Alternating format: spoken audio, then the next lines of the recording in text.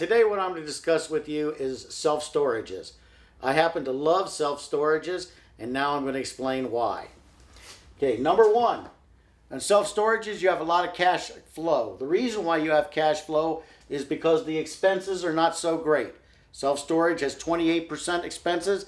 Apartment buildings are about 50% expenses. So you can see the difference in the cash flow there. On the failure rate, now I got these statistics from somewhere and they shocked me. Self-storage has a failure rate of 8%. Apartments is 58%. Office buildings 63%. And retail centers 53%. So when we're looking at these statistics, it looks like nobody's making their payments there on apartments, offices, or retail centers, which I find hard to believe, but those are the statistics I read. But I do believe the self-storage at 8%. Low risk.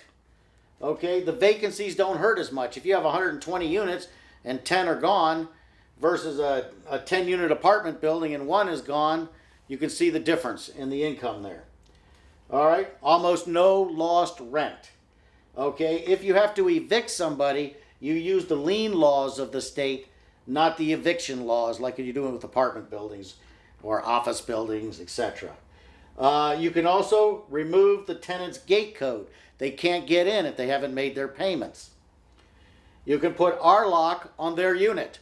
We put a lock on top of their lock, so therefore they can't get in either until they make their payment. And you can auction off the stuff in the self-storage in about 45 to 90 days, depending on your state laws. Okay. You can also turn self-storages into multiple profit centers. Number one, you can have truck rentals there. I'm sure you've seen U-Hauls, etc. You can have a billboard there or a cell tower to bring in some extra income. You can sell tenant insurance. You can also pack and have a pack and ship business. And you can put an ATM in there and charge a couple of bucks there. Those are multiple profit centers. Now, also, let's talk about the tenants in a self-storage. All they have is stuff in there. No toilets. Okay, very important.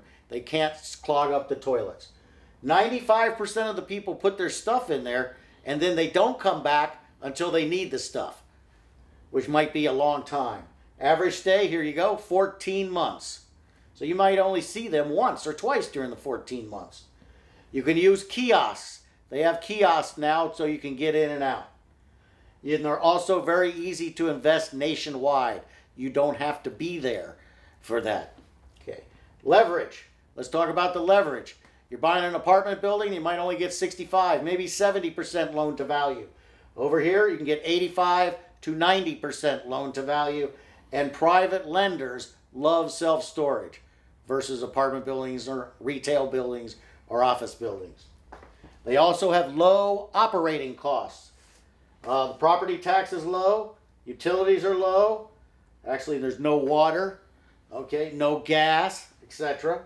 Insurance is low. The maintenance is low. Most of the maintenance is on the outside.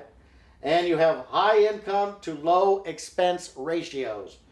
In other words, 28% of the expenses in self-storage versus 50% expenses in apartment buildings. So you see that's a lot more cash flow.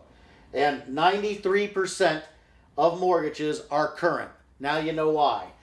Okay, this is the reason why I love self-storage. I'm getting more into self-storage. So if you have any investors out there who would like to join us on syndicating some self-storage, just get a hold of me, watch my emails. You can go up to my YouTube, which is #FloydLoans, or go to my Facebook at Floyd Loans, Twitter at Floyd Loans, or you can just email me direct at floyd@woodrumfinancial.com.